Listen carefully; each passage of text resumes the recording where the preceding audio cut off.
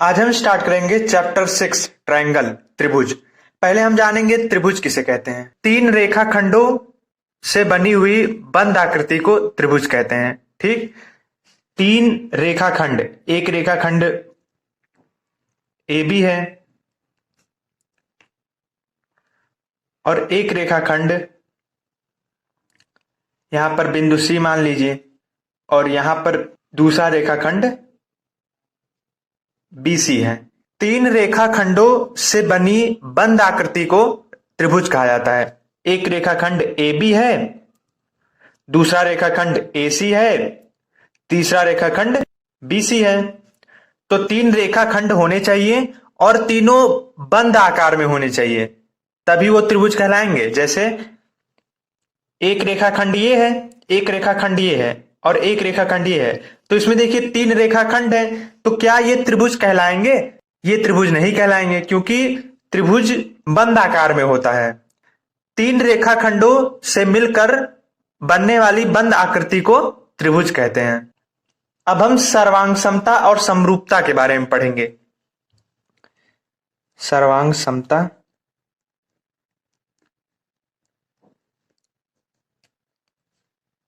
व समरूपता। पहले हम जानेंगे सर्वांग समता किसे कहते हैं। ठीक, तो अगर दो फिगर दिए गए हैं, मान लीजिए एक फिगर है ABCD वर्ग ABCD है और दूसरा भी एक फिगर है वर्ग PQRS। PQRS अगर दोनों फिगर जो हैं एक दूसरे पर फिट टू फिट आ जाएं, मतलब कि अगर इस ABCD आकृति को PQ आकृति पर फिट कर दिया जाए, तो दोनों अगर एकदम फिट टू फिट आ जाएं, तो वो सर्वांग सम होंगे दोनों आकृति। ठीक, जैसे एक ट्रायंगल है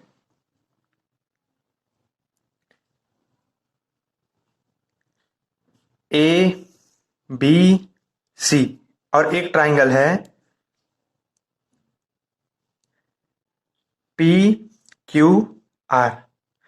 तो अगर ये दोनों ट्रायंगल एक दूसरे पर फिट टू फिट आ जाएं, मतलब कि ABC जो ट्रायंगल है इसको PQR ट्रायंगल पर अगर रख दिया जाए, अगर दोनों फिट टू फिट आ जाएं, तो वो आकृति सर्वांग सम कहलाएंगे। ठीक, अब हम समरूपता के बारे में जानेंगे। जैसे कोई दो फिगर दिया हो, एक फिगर हो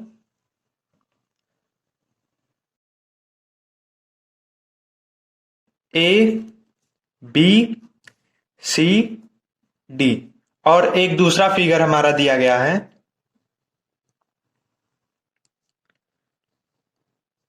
PQRS और दोनों ये वर्ग हैं, तो वर्ग की सभी भुजा 90 अंश की होती है।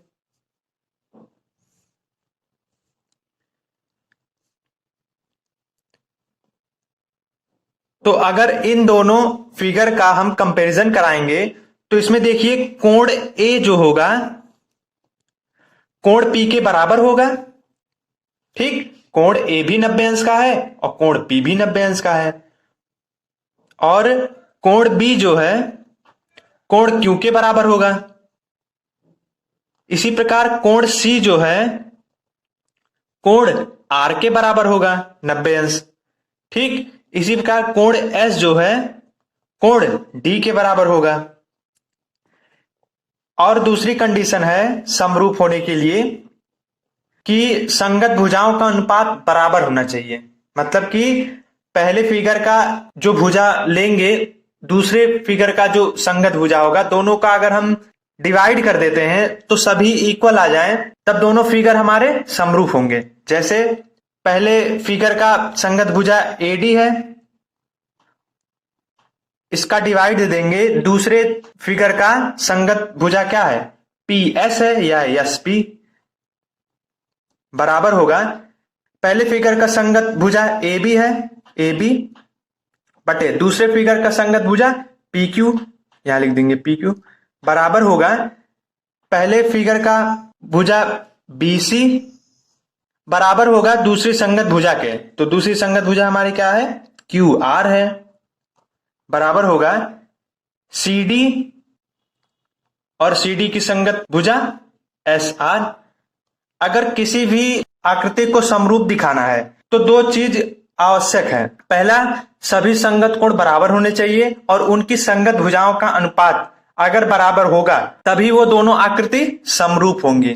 ठीक, जैसे सभी वृत्त जो होते हैं समरूप होते हैं। ठीक, क्योंकि समरूप होने के लिए हमने आपको 3 कंडीशन बताया है। पहला कि संगत कोण बराबर होने चाहिए, दूसरा संगत भुजाओं का अनुपात बराबर होना चाहिए, तीसरा आकृतियों के आकार समान होने चाहिए। लेकिन अगर आमाप समान नहीं है, मतलब कि उसकी लंबाई अगर समान नहीं है तो भी वो समरूप होगा, लेकिन उसका आकार जो है समान होना चाहिए, तभी वो दोनों आकृति क्या होंगी, समरूप होंगी। वृत्त का आकार समान होता है क्योंकि इसमें संगत कोण तो होता ही नहीं, इसमें कोण होता है तो सभी में 360 डिग्री होता है, संगत कोण इसमें होता ही नहीं है और संगत भुजा भी नहीं होती। ठीक, तो सभी वृत्त जो होते हैं समरूप होते हैं, क्योंकि समरूप होने के लिए आकार समान होना जरूरी है, ना कि आमाप। ठीक, तो सभी वृत्त क्या होते हैं, समरूप होते हैं। अब हम त्रिभुज के बारे में जानेंगे। अगर कोई त्रिभुज दिया गया है ए बी सी और एक त्रिभुज दिया गया है पी क्यू आर, तो इसमें अगर कोण ए बराबर कोण पी, कोण बी बराबर कोण क्यू और कोण सी बराबर कोण आर, मतलब कि अगर संगत कोण बराबर हैं तो वो त्रिभुज समरूप होंगे। ठीक, 2 कंडीशन है, दोनों में से अगर एक भी फॉलो करता है तो आप त्रिभुज को समरूप दिखा सकते हैं। लेकिन त्रिभुज के अलावा जितनी भी आकृतियां हैं, जैसे वर्ग हुई, आयत हुई, उन सब में दोनों कंडीशन अगर फॉलो करता है तभी वो दोनों आकृति समरूप होंगी। लेकिन त्रिभुज में क्या है कि 2 कंडीशन है, दोनों कंडीशन में से केवल एक ही अगर फॉलो हो पाता है तो भी आप समरूप दिखा सकते हैं।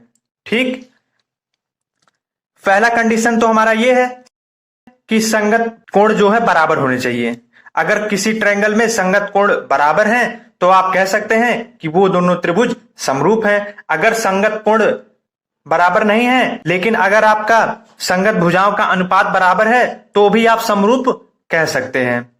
जैसे इस त्रिभुज का संगत भुजा ए बी है, ए बी बटे दूसरे त्रिभुज का संगत भुजा पी क्यू है, यहां लिखेंगे पी क्यू, बराबर होगा B C upon Q R, क्योंकि बीसी भुजा का संगत भुजा हमारा क्यू आर है ना, बराबर ए सी बटे पी आर।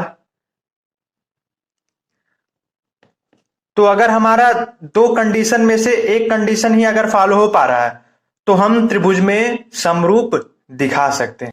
तो ये दोनों कंडीशन आप लोग याद रखिएगा। पहला कंडीशन ये है कि संगत कोण बराबर होने चाहिए और दूसरा कंडीशन ये है कि संगत भुजाओं का अनुपात बराबर होना चाहिए। अगर दोनों में से केवल एक कंडीशन फॉलो हो पा रहा है तब भी हम त्रिभुज को समरूप दिखा सकते हैं। लेकिन अगर कोई और फिगर दिया हो, जैसे वर्ग का दिया हो, आयत का दिया हो, तो उसमें हमको संगत कोण बराबर दिखाने होते हैं और संगत भुजाओं का अनुपात बराबर दिखाना पड़ता है। अगर दोनों फॉलो हो पा रहे हैं तभी वो दोनों आकृति समरूप होंगी।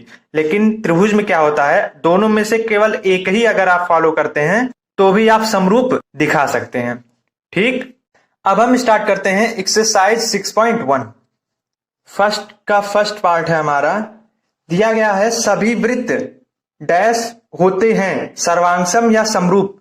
तो हमने आपको बताया था कि वृत्त चाहे जितना बड़ा हो, चाहे छोटा वृत्त हो चाहे बड़ा वृत्त हो, सभी वृत्त क्या होते हैं, समरूप होते हैं। ठीक, सभी वृत्त क्या होते हैं, समरूप होते हैं। अगला, सभी वर्ग खाली स्थान होते हैं समरूप या सर्वांगसम। तो सभी वर्ग का है तो हम दो वर्ग बना के पता कर लेंगे कि समरूप होते हैं कि सर्वांग सम होते हैं। ए बी सी टी, और एक वर्ग दूसरा बना लेते हैं, उससे थोड़ा बड़ा बना लेते हैं, क्योंकि कहा है सभी वर्ग ना, तो सभी वर्ग में मतलब अलग अलग वर्ग हो सकता है, इसलिए हम दो अलग अलग वर्ग बनाएंगे।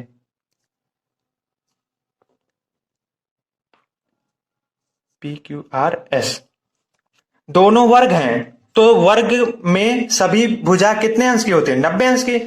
तो कोण ए भी 90 अंश का होगा, कोण बी भी 90 अंश का होगा, कोण सी भी 90 अंश का होगा, कोण डी भी 90 अंश का होगा। इसी प्रकार कोण पी भी 90, क्यू भी 90, आर भी, एस भी। और हम एक लंबाई मान लेते हैं, मान लीजिए हम 5 मान लेते हैं, और इसको भी 5 मान लेते हैं, इसको भी 5 मान लेते हैं, इसको भी 5 मान लेते हैं। मतलब कि 5 सेंटीमीटर की सभी भुजा है इसमें, क्योंकि वर्ग की सभी भुजा बराबर होती है ना, तो ये भी 5 सेंटीमीटर, ये भी 5 सेंटीमीटर, ये भी 5 सेंटीमीटर, और ये भी 5 सेंटीमीटर, और इसको हम 10 सेंटीमीटर मान लेते हैं।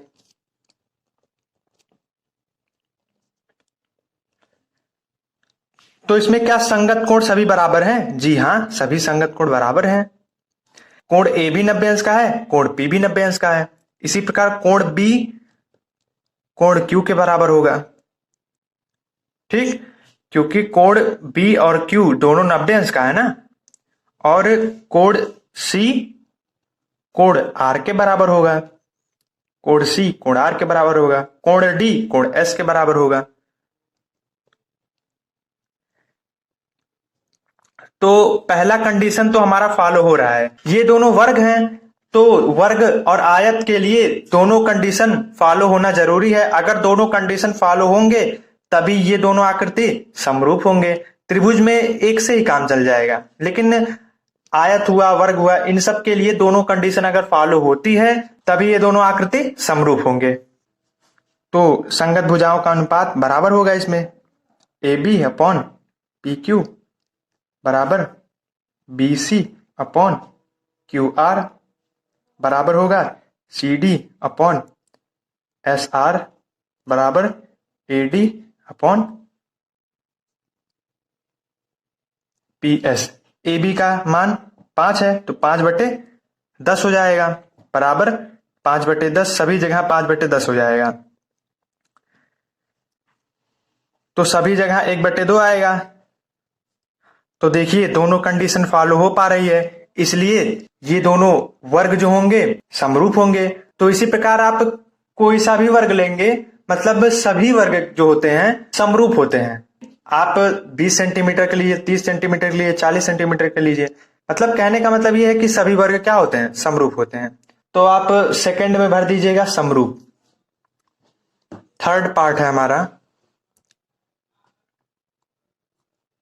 सभी खाली स्थान त्रिभुज समरूप होते हैं, समद्विबाहु त्रिभुज या समबाहु त्रिभुज। तो हम पहले समद्विबाहु त्रिभुज के लिए पता करेंगे कि समद्विबाहु त्रिभुज समरूप होता है कि नहीं। तो समद्विबाहु त्रिभुज में दो भुजा बराबर होती है, तो ये भुजा मान लीजिए बराबर है। इसी प्रकार एक समद्विबाहु त्रिभुज हम और बना लेंगे, ये भुजा बराबर है, इसको नाम दे दीजिए A B C P Q R. तो त्रिभुज की एक प्रॉपर्टी है कि अगर दो भुजा बराबर है तो दो कोण भी बराबर होंगे। तो यहां पर कोण मान लीजिए 1 होगा, तो यहां पर कोण 2 होगा। इसी प्रकार यहां पर कोण 1 होगा और यहां पर कोण 2 होगा। तो इसमें कोण बी बराबर कोण क्यू होगा, क्योंकि समद्विबाहु त्रिभुज में दो कोण बराबर होते हैं, दो भुजा बराबर होती है तो दो कोण भी बराबर होंगे। तो कोण बी बराबर कोण क्यू हो जाएगा, कोण सी बराबर कोण आर हो जाएगा। लेकिन कोण ए बराबर कोण पी नहीं होगा, क्योंकि समद्विबाहु त्रिभुज में केवल दो कोण ही बराबर होते हैं, तीन कोण बराबर नहीं होते हैं। तो ये दोनों तो बराबर कोण थे, लेकिन तीसरा कोण बराबर नहीं होगा, क्योंकि दो कोण ही बराबर होते हैं समद्विबाहु त्रिभुज में। अब हम समबाहु त्रिभुज के लिए पहचानेंगे।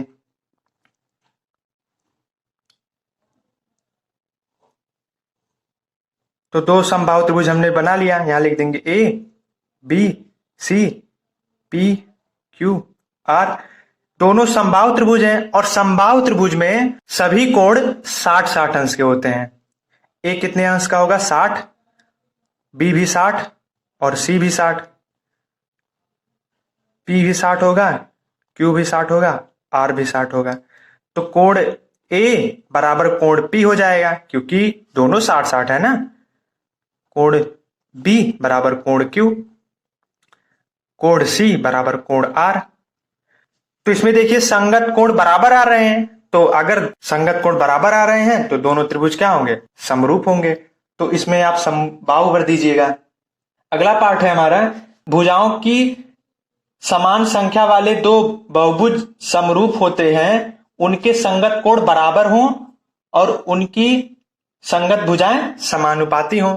इसमें भर दीजिएगा पहले बराबर, फिर दूसरा भर दीजिएगा समानुपाती। क्वेश्चन थर्ड हम आपको बता रहे हैं, ठीक। क्वेश्चन सेकंड एग्जाम में नहीं पूछा जाता है। क्वेश्चन थर्ड में हमारा दो फिगर दिया गया है और दोनों फिगर में हमको पहचानना है कि समरूप हैं कि नहीं। तो इसमें देखिए कोण ए कोण पी के बराबर है। कोण ए जो है कोण पी के बराबर नहीं है क्योंकि आकृति में देखिए कोण ए जो है 90 अंश का है, लेकिन कोण पी 90 अंश का है, तो कोण ए जो है कोण पी के बराबर नहीं है। इसी प्रकार कोण बी कोण क्यू के बराबर नहीं होगा क्योंकि कोण बी 90 अंश का है और कोण क्यू 90 अंश का नहीं है, ठीक। अगर 90 अंश का होता तो आपके फिगर में दिया होता, तो इसमें 90 अंश कोण क्यू नहीं है इसलिए बराबर नहीं होगा। इसी प्रकार कोण सी बराबर नहीं होगा कोण आर के। इसी प्रकार कोण एस बराबर नहीं होगा कोण डी के। तो हमने आपको बताया था आयत या वर्ग इन सब में अगर समरूप दिखाना होता है तो दोनों कंडीशन अगर फॉलो होती है तभी वो आकृति समरूप होती है। तो इसमें देखिए दोनों कंडीशन तो फॉलो नहीं हो पा रहा है, पहला इसमें फॉलो ही नहीं हो पा रहा है जबकि दोनों फॉलो होना जरूरी है। तो इसमें पहला वाला नियम फॉलो नहीं हो पा रहा है इसलिए समरूप नहीं होगा, क्योंकि पहला नियम ये है कि संगत कोण जो होते हैं बराबर होने चाहिए।